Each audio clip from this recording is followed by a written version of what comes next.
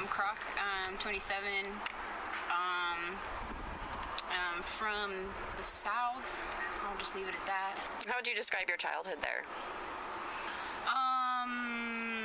It's like really conservative where I'm from, so that was like, you know, a little bit of a bummer. So I'm like really not conservative. I wasn't really raised conservatively exactly, like by my parents, but I went to private school, so that was like I went to Catholic school specifically, so that was like, I don't know. I knew from a really young age that I was like queer, and then like figured out later that I'm trans, so being in that area for that was like not super cool, but being in places where it's not like winter for 8 months of the year was pretty sick too. Like, right. Anyone who's from anywhere further north pretty much, so I don't know, mixed bag. So I guess that leads into another question. What do you identify as? I'm a trans man. Okay. I don't really, like, I mean, it's part of my everyday life, but I don't really like a whole lot of emphasis being put on it. Okay.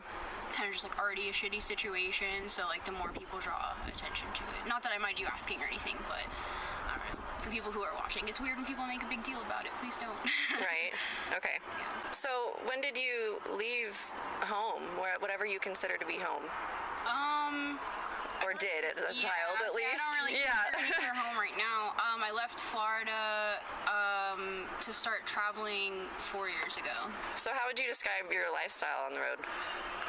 I don't know, it kind of varies depending on like which method I'm traveling by, and it's kind of like what I need to do to maintain my mental health. Like that's how I ended up out here in the first place, was like I just like don't really function in like normal life or whatever. From like 18 to 22, almost 23, like I did the like normal jobs, rent, all that stuff, and it just like it really just kind of destroys me mentally, and I just get like more and more depressed like every day. Like it's just harder and harder to get out of bed, and things got really, really bad. And then I was like, I can't live like this anymore. Like I can't like be having to pay like, you know, hundreds and hundreds of dollars every month like just to like live, just to like have a place to live. Like fuck this. I was like, I'll live outside, like I don't care.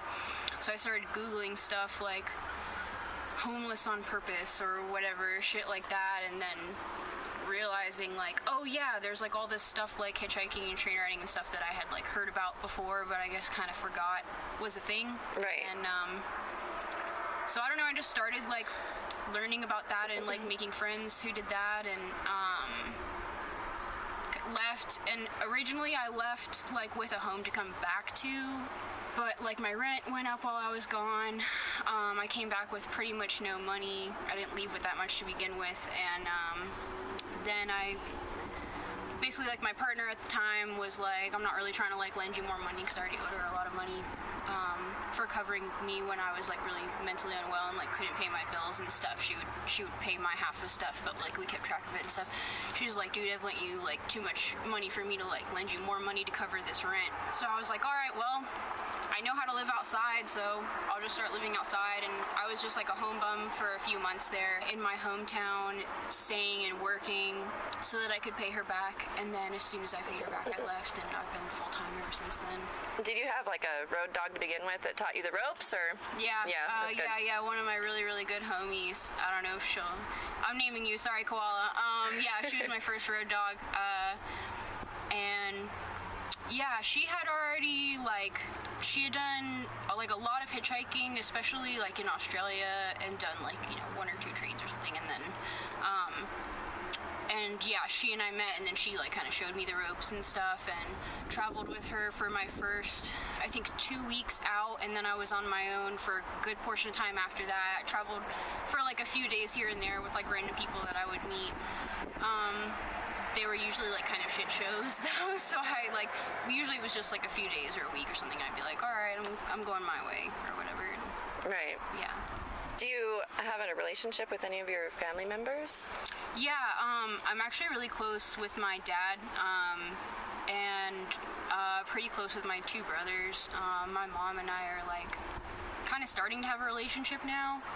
She kind of more or less cut me out once I came out as trans. Wow. Yeah. I'm sorry to hear that. Yeah, it sucks, but I mean, she's trying now. I've been out to her for like almost 10 years, if not like 10 years now, and she's finally just now, like, it took last year she and I had like, I mean, it was years and years of me being like, hey, can you like please care about this, because this is like really important to me, and her just making it about herself. Like she really wanted a daughter. She had my older brothers before me, and then had me. It was like, I finally got a daughter, and I was like, sorry. Yeah. Twist. So she just like, took it really, really personally, and then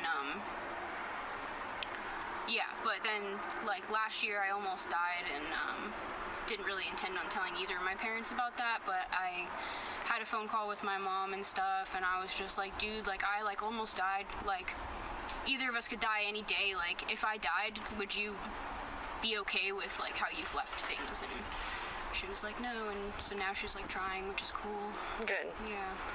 So besides your dad and your brothers and possibly your mom, do you have any other people that you consider a part of your support system? Like I have one cousin that I keep up with. I have an aunt that I'm close with too on my dad's side. As far as like blood family goes, that's it. But I mean, I've got tons of friends. Like my friends are my family at the end of the day. Right. Are you happy with who you are? Most days. I don't know. If I do something that I'm not okay with about myself, it kind of like tears me up inside. Like if I lie to somebody I care about or something like that, like I like have to admit it, and like I don't know, I can't. Yeah. So I guess when I'm not okay with myself, I try to fix it, I should say. So Yeah. The best way to answer that. Well, that's good. Are you happy with where you are in life? I know you said that being on the road's a little bit easier than being a part of, Yeah. so-called functional society. Yeah, it's definitely easier for me to, you can't lay in bed all day if you have to, like, get up to get supplies, or, like... Don't have a bed. Yeah, and it's like where I'm sleeping, I wasn't even allowed to be last night, so I can't hang out all day and, like, just sleep. I mean, like, I guess if I just, like, laid in the woods somewhere or whatever, but I don't know, yeah, that, like, need to get up and get more food or get water or, walk to the next place that I'm trying to, like, get out from or whatever, definitely, like, kind of keeps me, like, going and, like, I guess, like, more or less, like, distracted, but, yeah, I would say overall, like, I'm like, pretty happy with my life and where I'm at, but I'm, like, kind of in this weird zone right now of, like, I've been doing this for, like, almost, I've been traveling for 4 years, but full-time for, like, 3.5 of those, I think. Like, the longest I've been anywhere in that time is, like, a month and 3 weeks last year. I had a really sick squat in Brooklyn. I could not pass that up. I had my own 2-bedroom apartment, 3rd floor, like, hardwood floors, French doors, like, and we knew it was, like, we knew it was a when we got busted, not a if we get busted or whatever, so I had left to go, I had a friend die where I'm from, and rode down to go to her memorial, and while I was gone for that, it got busted. Wow. But I don't know. But yeah, so basically, where I'm going with that is, like, I've been doing this long enough now to where I'm like, wow, I'm, like, fucking exhausted, and trying to find more places that I want to, like, home base for, like, a couple months at a time. I'm starting to do, like, seasonal work stuff so that I have, like, a little bit more, like, reliable income, but I'm also not, like, stuck in one place doing the same thing every day, Or at least I'm doing that for, like, a month, and then I make, like, a few $1,000s, and I can live off that for a minute. Is there any place that you've been to that you might consider having a home base?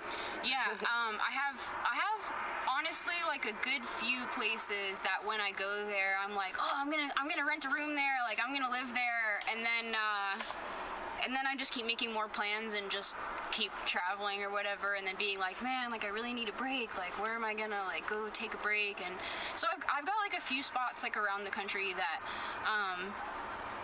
I'm, like, kind of either have or will use as, like, home bases. I don't want to name them. Right. Yeah, but yeah, a good few places around the country now. I have some friends that have land in, like, a few different states that are like, come build whatever, come hang out. So I definitely have a lot of, like, opportunities to be stationary. It's just a matter of, like, if I can, like, mentally. Right. I can kind of relate to that with my own travels and stuff and what led me to do that.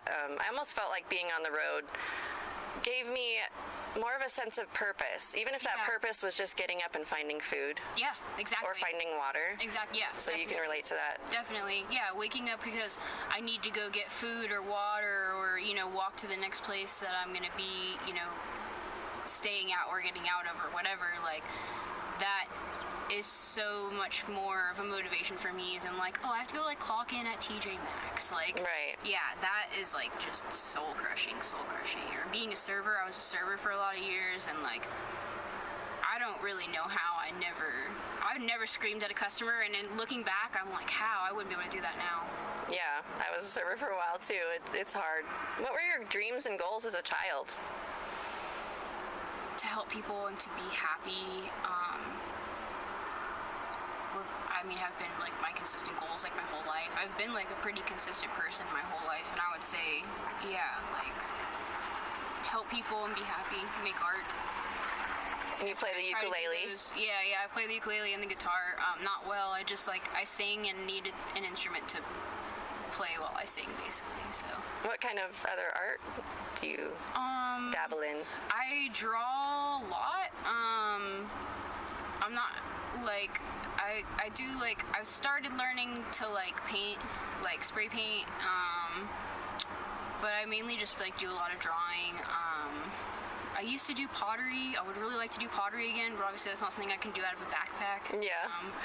You carry around a pottery wheel. Yeah, the whole wheel. In a kiln and everything. Yeah, hitchhiking, being like, hey, is it cool if I set this up in the back of your truck? Oh, that's funny. So is there anything that you feel would help you most in this moment? Going forward with your goals, or just what would make you most comfortable?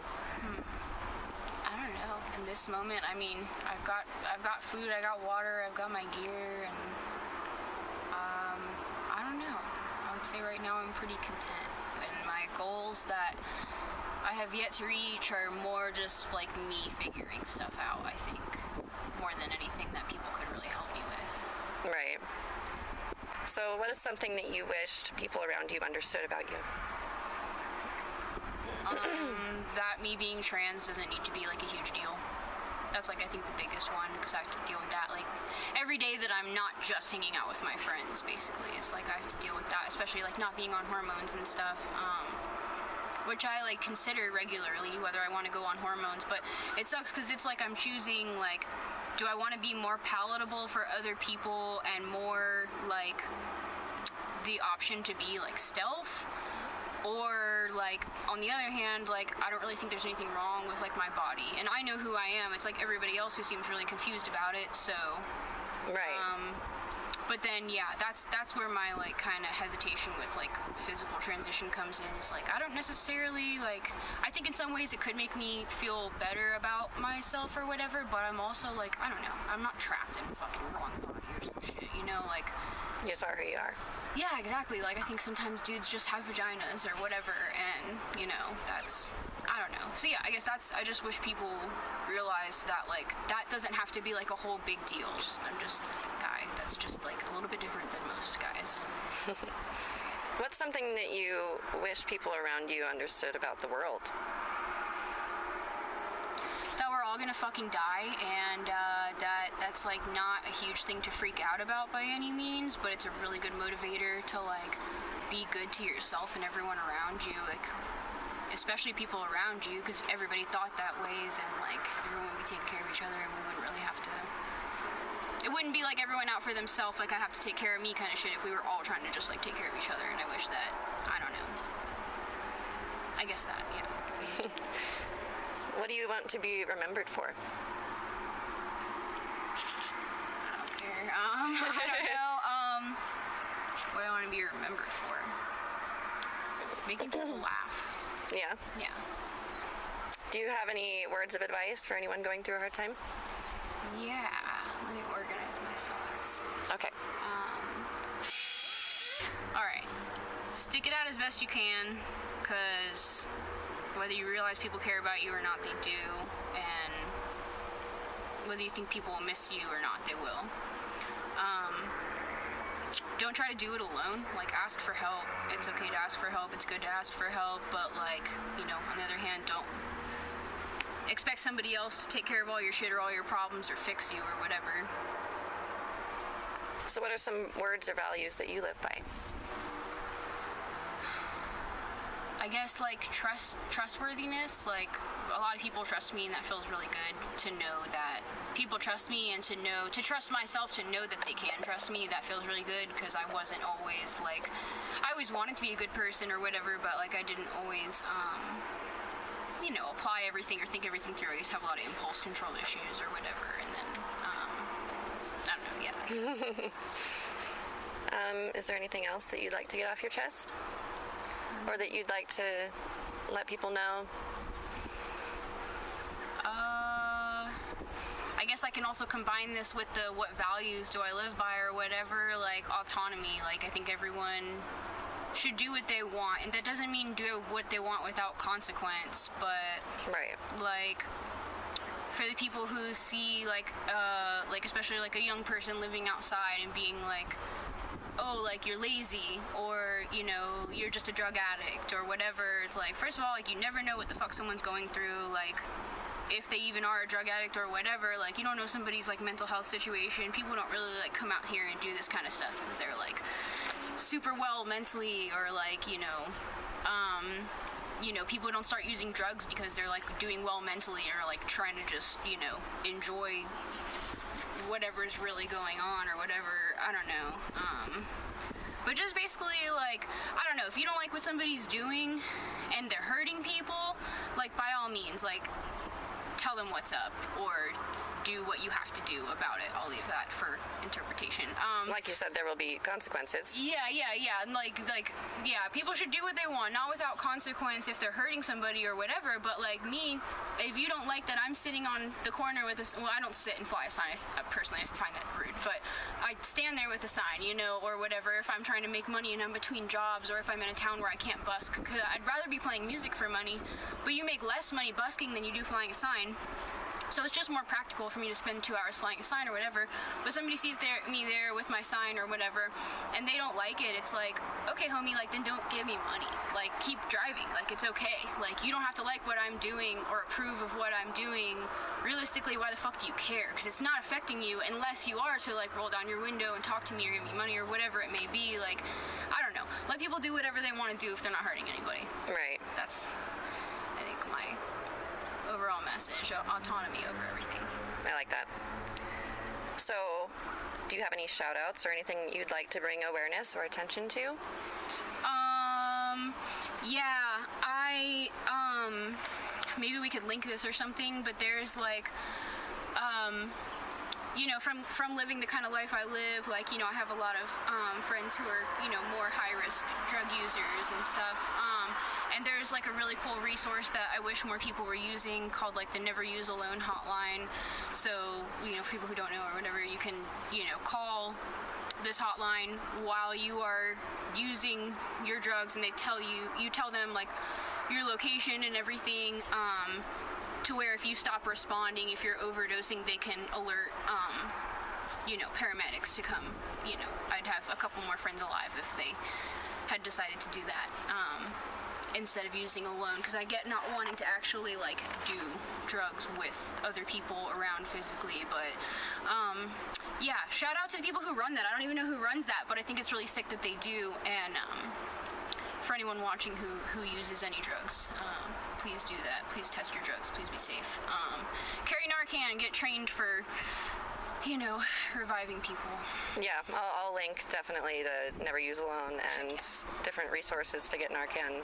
That would be rad. Next distro is where I got mine, so Oh, cool. yeah. And last but not least, can I post your video and your story online? Sure. Okay. Anything else you'd like to add before I turn the camera off? Oh, I feel I need to say something prolific. You never think it'd be like it is, but it do. I couldn't say it with a straight face.